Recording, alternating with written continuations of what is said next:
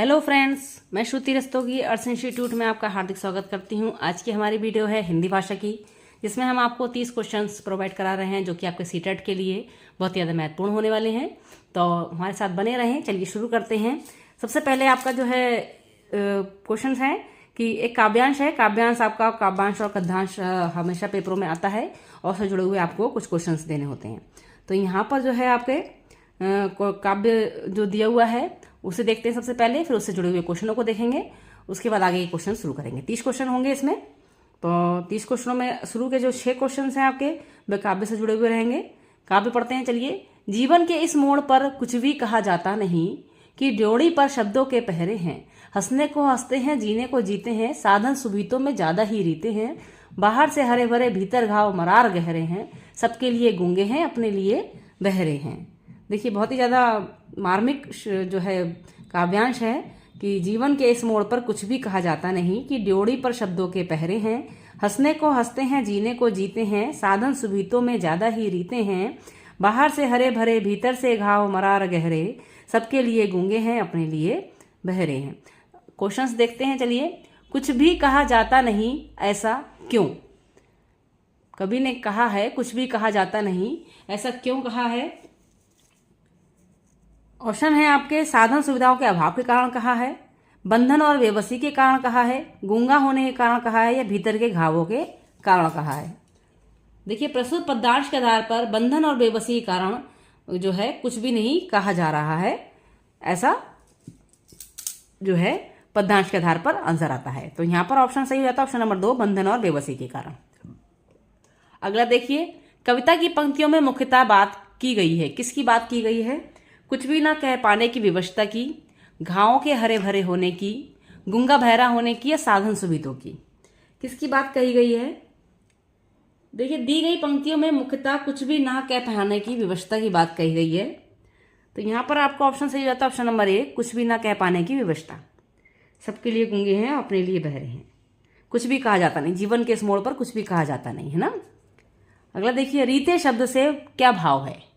कवि का रीते शब्द से क्या भाव है?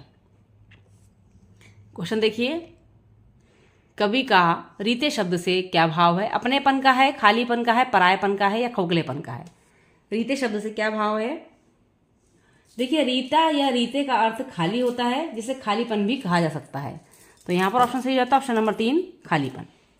अगला क्वेश्चन देखिए, कविता की पंक्तियों के आधार पर कहा जा सकता है कि ऑप्शन देखिए, कवि कुछ भी कहने या सुन पाने की स्थिति में नहीं है, कवि के घावों के गहरे होने से दुखी है, कवि के जीवन में बहुत अभाव है, या कवि कुछ भी करने की स्थिति में नहीं है। कौन सा सही रहेगा? देखिए, कवि जो है यहाँ पर ऑप्शन सही हो जाता है ऑप्शन नंबर 2, कवि घाव के गहरे होने पर दुखी है। ठीक है, घाव मरार गहरे हैं। ठीक है। ड्योढ़ी का क्या अर्थ है? घर, देहरी, दरवाजा, या चौखट? ड्योढ़ी का क्या अर्थ होता है? ड्योढ़ी का अर्थ क्या होता है? घर, देहरी, दरवाजा, या चौखट? ड्योढ़ी पार करना यानी कि दरवाजा पार करना। ठीक है, ऑप्शन यहां पर सही होता है ड्योढ़ी का ऑप्शन नंबर 3, दरवाजा। भीतर के घाव से क्या तात्पर्य है? शारीरिक क्षति, घर के भीतर की अशांति, हृदय की पीड़ा, या अंदरूनी चोट? कौन सा ऑप्शन सही हो जाएगा कवि के अनुसार? शारीरिक क्षति, घर के भीतर की अशांति, हृदय पीड़ा, या अंदरूनी चोट? देखिए, भीतर के घाव से तात्पर्य हृदय की पीड़ा है यहाँ पर। ठीक है, ऑप्शन सही होता है ऑप्शन नंबर 3, हृदय की पीड़ा। नीचे दिए गए प्रश्नों के सबसे सही उपयुक्त उत्तर वाले विकल्प को चुनिए और राइट आंसर बताइए। देखिए, क्वेश्चन है आपका, भाषा सीखने का उद्देश्य है। भाषा सीखने का उद्देश्य बताना है। ऑप्शन है आपके, प्रत्येक स्थिति में भाषा का प्रयोग कर पाना, या आदेश निर्देश दे पाना और सुन पाना, या दूसरों की बातों को समझ पाना, या अपने मन की बात कह पाना। कौन सा ऑप्शन सही होगा? देखिए, भाषा संप्रेषण का माध्यम है। ठीक है, अर्थात अपने विचारों को अभिव्यक्त करना और दूसरों के विचारों को ग्रहण करना भाषा का मुख्य उद्देश्य होता है। विकल्प में प्रत्येक स्थिति में भाषा का प्रयोग कर पाना में अन्य विकल्प जो होंगे आपके वो अंतर्निहित हैं, अतः यह विकल्प सबसे ज्यादा उपयुक्त और सही होगा ऑप्शन नंबर 1, प्रत्येक स्थिति में भाषा का प्रयोग कर पाना। ऑप्शन सही रहता है ऑप्शन नंबर 1। अगला क्वेश्चन देखिए, बच्चों के भाषाई विकास में समाज की महत्वपूर्ण भूमिका होती है, यह विचार किसका है? बच्चों के भाषाई विकास में समाज की महत्वपूर्ण भूमिका होती है, ये विचार किसका है? प्याजे का है, स्किनर का है, चॉम्स्की का है या वाइगोत्स्की का है? किसका है? देखिए, बच्चों के भाषाई विकास में समाज की सबसे महत्वपूर्ण भूमिका होती है। यह विचार जो है महान मनोवैज्ञानिक वाइगोत्स्की का है। उनके अनुसार बच्चे की भाषा समाज के साथ संपर्क का ही परिणाम होता है। इसके माध्यम से ही वह शेष दुनिया से संवाद स्थापित करता है। तो ऑप्शन यहाँ पर सही होता है ऑप्शन नंबर 4, वाइगोत्स्की। अगला देखिए, विद्यार्थियों का भाषाई विकास समग्रता से हो सके, इसके लिए सबसे उपयुक्त अनुशंसा कौन सी होगी? शब्दकोश एवं विश्वकोश का प्रयोग, भाषा प्रयोग के विविध अवसर, सतत एवं व्यापक आकलन, सर्वोत्कृष्ट पाठ्यपुस्तक। क्या रहेगा? देखिए, विद्यार्थियों की भाषाई विकास समग्रता से हो सके, इसके लिए सबसे उपयुक्त अनुशंसा सतत एवं व्यापक आकलन की होती है। तो यहाँ पर ऑप्शन सही हो जाएगा ऑप्शन नंबर 3, सतत एवं व्यापक आकलन। अगला क्वेश्चन देखिए, लिखित भाषा का प्रयोग किया जाता है, किस लिए किया जाता है? केवल प्रतिवेदन लेखन के लिए किया जाता है, कार्यालय कार्यों के लिए किया जाता है, अपनी अभिव्यक्ति के लिए किया जाता है कि या केवल साहित्य सृजन के लिए किया जाता है? देखिए, केवल साहित्य सृजन के लिए तो नहीं किया जाता, अपनी अभिव्यक्ति कार्यकाल कार्यों के लिए भी सिर्फ एक लिए नहीं किया जाता, प्रतिवेदन लेखन के लिए भी। देखिए, अपनी अभिव्यक्ति के लिए किया जाता है। ऑप्शन यहाँ पर सही हो जाएगा ऑप्शन नंबर 3, अपनी अभिव्यक्ति के लिए। भाषा की कक्षा में भाषाई खेलों का आयोजन मुख्यतः किस काम में आता है? भाषा सीखने की प्रक्रिया में स्वाभाविकता लाता है, आकलन का काम करता है, रोचकता और जोश लाता है या अध्यापक के काम को सरल बनाता है? भाषा की कक्षा में भाषाई खेलों का आयोजन मुख्यतः रोचकता और उत्साह लाने के लिए किया जाता है। ठीक है, तो रोचकता और जोश लाने के लिए किया जाता है। ऑप्शन नंबर 3 से यहाँ पे सही हो जाता है। अगला देखिए, कविता कहानियों पर चर्चा करने एवं प्रश्न पूछने का उद्देश्य क्या है? भाषा को विभिन्न छटाओं का अनुभव कराना, कल्पनाशीलता का पोषण कराना, भाषा सीखने का आकलन कराना मात्र है या साहित्य के प्रति बच्चों की रुचि जागृत करना है? कविता कहानियों पर चर्चा करने एवं प्रश्न पूछने का क्या उद्देश्य होता है? देखिए, कविता कहानियों पर चर्चा करने या प्रश्न पूछने का उद्देश्य कल्पनाशीलता का पोषण करना मात्र होता है। तो यहाँ पर ऑप्शन सही हो जाता है ऑप्शन नंबर 2, कल्पनाशीलता का पोषण करना। भाषा का अस्तित्व एवं विकास किसके बाहर नहीं हो सकता? परिवार के बाहर, साहित्य के बाहर, समाज के बाहर या विद्यालय के बाहर? भाषा का अस्तित्व एवं विकास किसके बाहर नहीं हो सकता? परिवार के बाहर, साहित्य के बाहर, समाज के बाहर या विद्यालय के बाहर? देखिए, मनुष्य एक सामाजिक प्राणी है। उसकी भाषा समाज अर्थात अन्य व्यक्तियों के साथ उसकी संप्रेषण का परिणाम होता है, जो यह स्पष्ट करता है कि भाषा का अस्तित्व एवं विकास समाज के बाहर नहीं हो सकता। तो ऑप्शन यहाँ पर सही जाता है ऑप्शन नंबर 3, समाज। अगला देखिए, किसी समावेशी कक्षा में कौन सा कथन भाषा शिक्षण के सिद्धांतों के अनुकूलन है? किसी समावेशी कक्षा में कौन सा कथन भाषा शिक्षण के सिद्धांतों के अनुकूलन है? आपका ऑप्शन है, प्रिंट समृद्ध माहौल भाषा सीखने में मदद करता है, यह बच्चे अपने अनुभवों के आधार पर भाषा के नियम नहीं बना पाते, यह भाषा विद्यालय में रहकर अर्जित की जाती है, यह व्याकरण के नियमों का ज्ञान भाषा विकासी गति त्वरित करता है। ऑप्शन यहाँ पर कौन सा सही हो जाएगा? देखिए, बच्चे अपने अनुभवों के आधार पर भाषा के नियम नहीं बना पाते, यह कथन समावेश कक्षा में भाषा शिक्षण के सिद्धांतों के अनुकूलन में है। ठीक है, तो यहाँ पर आपका ऑप्शन सही हो जाता है ऑप्शन नंबर 2, बच्चे अनुभवों के आधार पर भाषा के नियम नहीं बना पाते। अगला क्वेश्चन देखिए, प्राथमिक स्तर पर विद्यार्थियों के भाषा शिक्षण के संदर्भ में कौन सा कथन सही है? कौन सा कथन सही है यह बताना है आपको। ऑप्शन देखिए, सतत रूप से की जाने वाली टिप्पणियां एवं अनवरत भाषा सीखने में रुचि उत्पन्न करते हैं, या बच्चे समृद्ध भाषिक परिवेश में सहज रूप से स्वतः भाषा में सुधार कर सकते हैं, या बच्चों की भाषाई संकल्पनाओं और विद्यालय के भाषाई परिवेश में विरोधाभासी भाषा सीखने में मदद होती है, यह बच्चे भाषा की जटिलता और समृद्ध संरचनाओं का ज्ञान विद्यालय में ही अर्जित करते हैं। आपको बताना है कौन सा कथन सही है प्राथमिक स्तर पर विद्यालय के जो है भाषा विद्यार्थियों की भाषा शिक्षण के संदर्भ में कौन सा कथन सही है? विद्यार्थियों की भाषा शिक्षण के संबंध में बताना है आपको प्राथमिक स्तर पर। देखिए, प्राथमिक स्तर पर विद्यार्थियों की भाषा शिक्षण के संदर्भ में यह कहा जा सकता है कि बच्चे की जटिलता और समृद्ध संरचनाओं का ज्ञान विद्यालय में ही अर्जित होता है। ठीक है, तो यहाँ पर ऑप्शन सही जाता है ऑप्शन नंबर 4, बच्चे की जटिल और समृद्ध संरचनाओं का ज्ञान विद्यालय में ही अर्जित बच्चे करते हैं। अगला क्वेश्चन देखिए, क्वेश्चन, प्राथमिक स्तर की कक्षा में भिन्न भिन्न प्रांतों के अलग अलग भाषा बोलने वाले बच्चों का नामांकन हुआ। ऐसी स्थिति में भाषा की कक्षा बच्चों के भाषाई विकास के संदर्भ में कैसी चलेगी? जटिल चुनौती के रूप में सामने आएगी, या अवरोध प्रस्तुत करेगी, या बहुत बड़ी समस्या बन जाएगी, या अनमोल संसाधन के रूप में कार्य करेगी? बताइए। प्राथमिक स्तरीय कक्षा में भिन्न भिन्न प्रांतों के अलग अलग भाषा बोलने वाले बच्चों का नामांकन हुआ है। ऐसी स्थिति में क्या होगा? देखिए, बच्चों के भाषाई विकास के संदर्भ में बहुभाषिकता वाली कक्षा अनमोल संसाधन के रूप में कार्य करती है, क्योंकि बहुभाषिकता बच्चों के संज्ञानात्मक एवं शैक्षणिक संप्राप्ति पर सकारात्मक प्रभाव डालती है। तो यहाँ पर ऑप्शन सही होता है ऑप्शन नंबर 4, अनमोल संसाधन के रूप में कार्य करेगी। अगला देखिए, पहली कक्षा की भाषा अध्यापिका अपने एक विद्यार्थी के भाषाई विकास के संबंध में चिंतित है, क्योंकि ऑप्शन देखिए क्यों।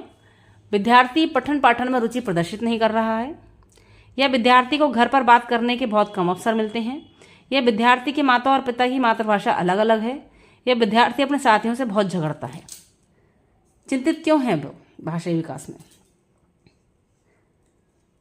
देखिए, विद्यार्थी द्वारा पठन पाठन में रुचि प्रदर्शित न करने के कारण कक्षा की भाषा अध्यापिका अपने विद्यार्थी के भाषा विकास में चिंतित हो सकती है।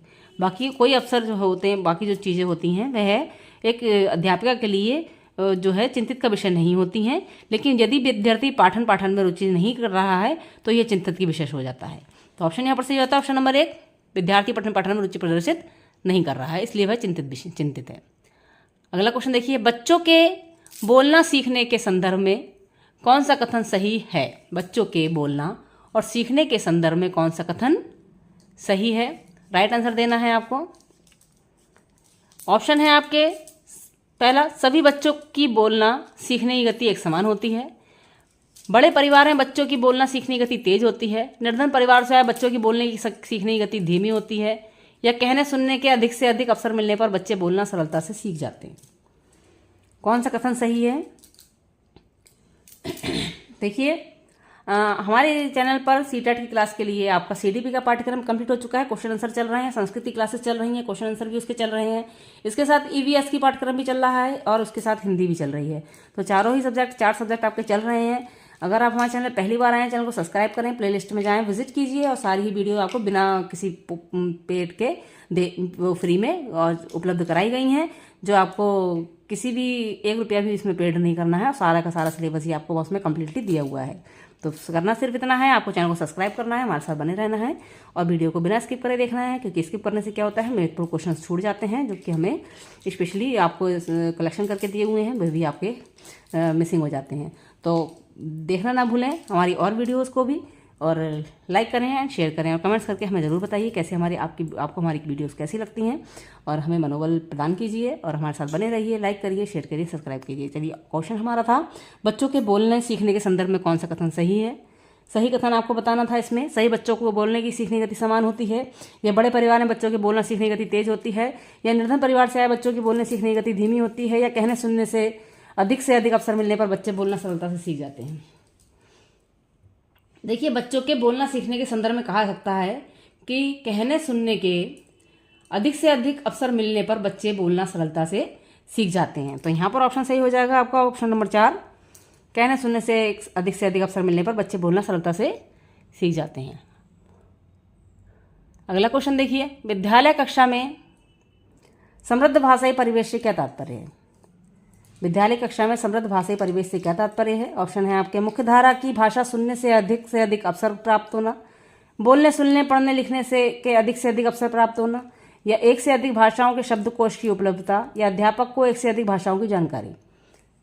विद्यालय कक्षा में समृद्ध भाषाई परिवेश का तात्पर्य बताना है। देखिए, विद्यालय कक्षा में समृद्ध भाषाई परिवेश से तात्पर्य है बोलने सुनने पढ़ने लिखने के अधिक से अधिक अवसर प्राप्त होना, जिससे विद्यार्थी अपनी भाषाई कौशल का शीघ्रता से विकास कर सके।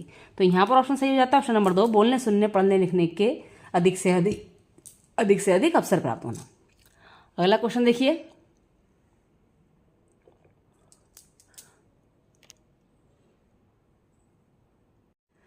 अगला क्वेश्चन है आपका, देखिए, अपने विद्यार्थियों के भाषा संबंधी क्रमिक विकास का आकलन करने के लिए आपकी निर्भरता मुख्य रूप से किस पर है?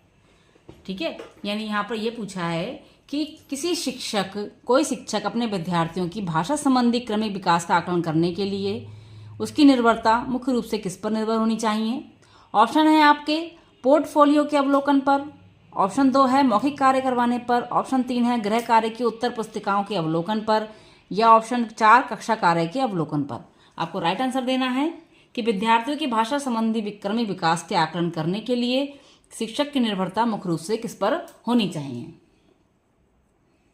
देखिए, पोर्टफोलियो विद्यार्थियों के शैक्षिक कार्यों की या उपलब्धियों का संग्रह होता है, अतः विद्यार्थियों की भाषा संबंधी क्रमिक विकास के लिए पोर्टफोलियो का अवलोकन सबसे उपयुक्त होता है। तो ऑप्शन यहाँ पर सही आता है, ऑप्शन नंबर 1 पोर्टफोलियो के अवलोकन पर मुख्य रूप से होनी चाहिए। अगला क्वेश्चन है, आपके विद्यार्थी पाठ में आए नवीन अपरिचित शब्दों के अर्थ जान सकें, इसके लिए आप निम्न में से क्या करेंगे। आपके विद्यार्थी पाठ में आए नवीन अपरिचित शब्दों को अर्थ जान सकें, के अर्थ को जान सकें, इसके लिए आप क्या करेंगे। ऑप्शन है आपके, ऑप्शन नंबर 1 पाठ के अंत में दिए गए शब्दांश देखने के लिए कहेंगे, या नंबर 2 शब्दकोश देखना सिखाएंगे, या नंबर 3 शब्द का अर्थ लिखकर बताएंगे, या नंबर 4 पाठ के संदर्भ में अर्थ समझने की स्थिति पैदा करेंगे। राइट आंसर आपको बताना है कि बच्चे जो है आपके पाठ में आए हुए नवीन और अपरिचित शब्दों के अर्थ को जान सकें, इसके लिए आपको क्या करना है। देखिए, पाठ में आए नवीन शब्दों के अर्थ को जानने के लिए क्या करना होता है, शब्द के अर्थ को लिखकर बताना अत्यधिक श्रेयकर रहता है। तो यहाँ पर ऑप्शन आपका सही हो जाता है, ऑप्शन नंबर 3 शब्द के अर्थ को लिखकर बताएंगे। ठीक है, अब यहाँ पर नेक्स्ट क्वेश्चन देखिए, आपका है गद्यांश दिया हुआ है। गद्यांश के संबंधित आपको प्रश्न बताने हैं। तब तो सबसे पहले हम गद्यांश का अध्ययन करेंगे, उसके बाद जो है आपके गद्यांश से जुड़े हुए जो क्वेश्चंस हैं, 8 क्वेश्चन हैं इसमें, भाई 8 के आपको आंसर देने हैं। तो सबसे पहले गद्यांश का अध्ययन करते हैं। माँ कहती है, रमेश मीना क्यों रो रही है। रमेश कहता है, मैंने चाटा मारा था, यह मुझे पढ़ने नहीं दे रही थी। माँ ने कहा, लेकिन तुम इस समय क्यों पढ़ रहे हो, यह भी कोई पढ़ने का समय है। आजकल पढ़ाई 24 घंटे की हो गई है। दिमाग है या मशीन, और क्या पढ़ने के लिए बहन को पीटना जरूरी है। माँ कहती है, क्या पढ़ने के लिए बहन को पीटना जरूरी है। रमेश कहता है, रमेश बोला, माँ मैं पढ़ूंगा नहीं तो कक्षा में अव्वल कैसे आऊंगा, मुझे तो फर्स्ट आना है। तुम भी तो यही कहती थी। माँ कहती है, हाँ कहती थी, पर तुम हर वक्त खेल खेल खेल, फर्स्ट आना था तो शुरू से पढ़ा होता। अब परीक्षाएं सर पर आ गई हैं तो रटने बैठे हो। तुम क्या समझते हो, ऐसे रटने से अव्वल आ जाओगे। अरे पढ़ना थोड़ी देर का ही काफी होता है, अगर नियम से मन लगाकर पढ़ा जाए। रमेश बोला, अब रहने दो माँ, मैं आज खेलने भी नहीं जाऊंगा। कोई आए तो मना कर देना, अब मुझे पढ़ने दो। ठीक है, अकबर का जन्म अमरकोट में हुआ था, अमरकोट में हुआ था। माँ बोली, अकबर का जन्म जहां भी हुआ हो, तुम्हारा जन्म यहीं हुआ है, और मैं तुम्हें रट्टू तोता नहीं बनने दूंगी। पढ़ने के समय पढ़ना और खेलने के समय खेलना अच्छा होता है। तो यहाँ पर हमारा जो गद्यांश है वो यहीं पर ख़त्म होता है। देखिए, गद्यांश को पढ़ने का सबसे अच्छा जो होता है, आप उसको समझ के पढ़िए, क्योंकि यहाँ पर माँ जो है क्या कह रही है रमेश से कि मैं तुम्हें रट्टू तोता नहीं बनने दूंगी, क्योंकि परीक्षा का समय है और रमेश अब पढ़ने बैठा है। क्योंकि परीक्षा माँ के अनुसार या नॉर्मली भी कि क्या होता है कि परीक्षा के समय पढ़ने बैठोगे तो क्या होगा, सिर्फ आप रट्टा लगाओगे, है ना।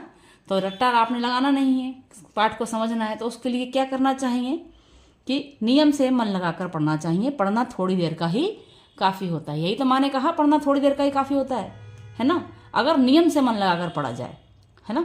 और लास्ट टाइम में क्या होता है, अब क्या शुरू से पढ़ा, परीक्षा सर पर आ गई हैं और तो रटने बैठे हो। तो परीक्षा सब सर पर होते हैं तो क्या होता है, रटना ही तो होता है।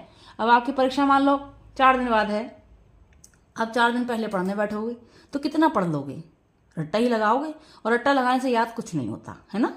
तो गद्यांश को अच्छे से हमने समझा, है ना। अब चलिए गद्यांश से जुड़े हुए क्वेश्चन आंसर को देखते हैं। मीना और रमेश हैं परस्पर। मीना और रमेश आपस में कौन है, मित्र हैं, सहपाठी हैं, भाई बहन हैं, या रिश्तेदार हैं, है ना। मीना को रमेश ने चाटा मारा था ना, कौन है मीना और रमेश, भाई बहन है। ठीक है, ऑप्शन यहां पर सही जाता है भाई बहन। चलिए, और क्वेश्चन दूसरा देखिए, रमेश ने मीना की पिटाई की क्योंकि वह क्या कर रही थी? कक्षा में अव्वल आ सकती थी, या अक्सर शैतानियां करती थी, या पढ़ नहीं रही थी, या पढ़ने नहीं दे रही थी। रमेश ने मीना की पिटाई क्यों की थी? ठीक, राइट आंसर है आपका ऑप्शन 4 कि वह पढ़ने नहीं दे रही थी। अगला क्वेश्चन देखिए, कक्षा में प्रथम आने के लिए आवश्यक है। कक्षा में प्रथम आने के लिए क्या आवश्यक है? राइट आंसर दे बताना है आपको। शुरू से नियमित पढ़ाई करना, नंबर 2 खेलकूद छोड़ देना, या नंबर 3 रात दिन पढ़ाई करना, या नंबर 4 पढ़ाई के दिनों परिश्रम करना। राइट आंसर आपको देना है, कौन सा सही होगा? माँ के अनुसार क्या था? शुरू से नियमित पढ़ाई करना है ना, तो यहां पर ऑप्शन सही हो जाता है। कक्षा में प्रथम आने के लिए आवश्यक है शुरू से ही नियमित रूप से पढ़ाई करना, ऑप्शन नंबर 1। अगला देखिए, यह भी कोई पढ़ने का समय है, प्रश्न का आशय क्या है? ठीक है, आपको बताना है यह भी कोई पढ़ने का समय है, इस प्रश्न का आशय क्या है? ऑप्शन है आपके, ऑप्शन 1 पढ़ने का कोई समय नहीं होता, या ऑप्शन 2 वह समय पढ़ने का नहीं है, ऑप्शन 3 यह भी पढ़ने का एक समय है, या ऑप्शन 4 यह पढ़ने का ही कोई समय है। राइट आंसर दीजिए, कौन सा सही हो जाएगा? ऑप्शन यहां पर सही हो जाता है ऑप्शन नंबर 2, यह भी कोई पढ़ने का समय है।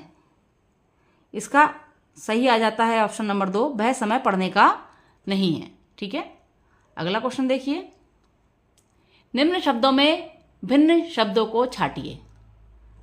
4 शब्द दिए हुए हैं, इसमें से भिन्न शब्द को छाटना है। ऑप्शन 1 परीक्षा, ऑप्शन 2 प्रथम, ऑप्शन 3 अव्वल, ऑप्शन 4 फर्स्ट। छाटिए। देखिए, प्रथम, अव्वल और फर्स्ट ये एक जो है स्टैंडर्ड है, जो आपका जो है एक सा है, और परीक्षा शब्द जो है आपका वह इससे भिन्न है। तो ऑप्शन सही हो जाता है ऑप्शन नंबर 1 परीक्षा। प्रश्न नंबर 17, कौन सा विशेषण रमेश के लिए उपयुक्त है? कौन सा विशेषण रमेश के लिए उपयुक्त है? ऑप्शन 1 रट्टू तोता, ऑप्शन 2 लापरवाह, ऑप्शन 3 पढ़ाकू, या ऑप्शन 4 परिश्रमी। कौन सा जो है विशेषण रमेश के लिए उपयुक्त है? परीक्षा के समय पढ़ रहा है ना, जिस समय नहीं पढ़ना चाहिए था, अब दिन रात एक करके पढ़ेगा। यानी रमेश के द्वारा विषय के तथ्यों को याद करने के लिए वो क्या कर रहा था? अकबर का जन्म अमरकोट में हुआ था, अकबर का जन्म अमरकोट में हुआ था, अकबर का जन्म अमरकोट में हुआ था, अकबर का जन्म अमरकोट में हुआ था। जी क्या होता है? ऐसे याद होता है? ऐसे याद नहीं होता है, ऐसे रट्टा लगाया जाता है ना। तो यहाँ पर रमेश के लिए याद करने के लिए, समझने की अपेक्षा रटने का ना, उसके लिए रट्टू तोता जो है सबसे ज़्यादा उपयुक्त है। ऑप्शन नंबर 1 सही हो जाता है। पर तुम का क्या भाव है? ऑप्शन यहाँ पर हैं 4 आपके, देखिए। पर तुम का भाव क्या है? ऑप्शन नंबर 1 पर तुमने पढ़ना छोड़ दिया, पर तुमने ध्यान नहीं दिया, ऑप्शन 2, ऑप्शन 3 पर तुम पढ़ते ही रहे, ऑप्शन 4 पर तुमने रटना ही सीखा। आपको राइट आंसर देना है, कौन सा सही है? ऑप्शन यहाँ पर सही हो जाता है, रमेश द्वारा अपने विषय को रटने पर उसकी माँ उससे कहती है कि उन्होंने उसे सदैव पढ़ने के लिए कहा, पर उसने उनकी कही हुई बातों पर ध्यान नहीं दिया। तो यहाँ पर तुम का भाव है कि पर तुमने पढ़ना छोड़ दिया, है ना। तो यहाँ पर ऑप्शन सही जाता है ऑप्शन नंबर 1 पर तुमने पढ़ना छोड़ दिया। अगला क्वेश्चन देखिए, अकबर का जन्म कहाँ हुआ था? ऑप्शन है आपके आगरा में, नंबर 2 अमरकोट में, नंबर 3 दिल्ली में, या नंबर 4 फतेहपुरी में। देखिए रट्टा लगा रहा था, तो याद तो आपको भी हो गया होगा अब। हाँ ठीक है, आप कहाँ हुआ था? अमरकोट में। ऑप्शन नंबर 2 सही हो गया। अगला क्वेश्चन देखिए, बहुत निकट आना के लिए मुहावरा है। बहुत निकट आना के लिए मुहावरा, कौन सा मुहावरा सही होगा? ऑप्शन 1 अव्वल आना, ऑप्शन 2 तोता रटंत, नंबर 3 पास आना, नंबर 4 सर पर आना। बहुत निकट आना के लिए मुहावरा कौन सा है? देखिए बहुत निकट आ गई है परीक्षा, क्या कहते हैं, परीक्षा सर पर आ गई है ना। तो यहाँ पर ऑप्शन सही होता है ऑप्शन नंबर 4 सर पर आना। ठीक है, तो यहाँ पर आपके हिंदी विषय से जुड़े हुए 30 क्वेश्चन कंप्लीट होते हैं। मिलेंगे आपसे नेक्स्ट वीडियो में। नेक्स्ट वीडियो हमारी रहेगी नेक्स्ट नए क्वेश्चनों के साथ।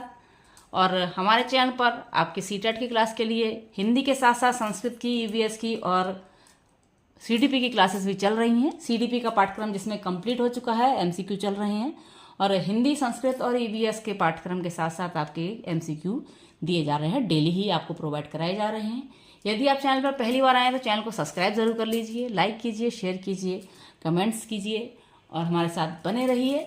और सारी ही वीडियोस जो हैं आपको प्लेलिस्ट में मिल जाएंगी, हर सब्जेक्ट से जुड़ी हुई, और सभी आपको जो है फ्री में है, कोई भी आपको उसमें एक पैसा नहीं देना है, फ्री ऑफ कॉस्ट है, 1 रुपया आपको पेड नहीं करना है, सिर्फ आपको चैनल पर विजिट करना है और उस वीडियो को देखकर लाभ उठाना है। बिना स्किप करे देखिएगा, कोई भी जानकारी आपकी छूटनी नहीं चाहिए। सभी बहुत अच्छे से हमने एक्सप्लेन किया हुआ है सभी चीज़ों को, पाठों का अध्ययन भी कराया हुआ है, लेसन्स का सारा सैद्धांतिक रूप से कराया हुआ है, बहुत अच्छे से समझाया हुआ है। अगर आप पहली बार आए हैं तो प्लीज़ एक बार विजिट करके चैनल को जरूर देखिएगा, लाभ उठाइए और हमारे साथ बने रहने के लिए हमारे चैनल को सब्सक्राइब करिए। मिलते हैं नेक्स्ट वीडियो में नए क्वेश्चनों के साथ, नई जानकारियों के साथ। तब तक के लिए take care and bye bye.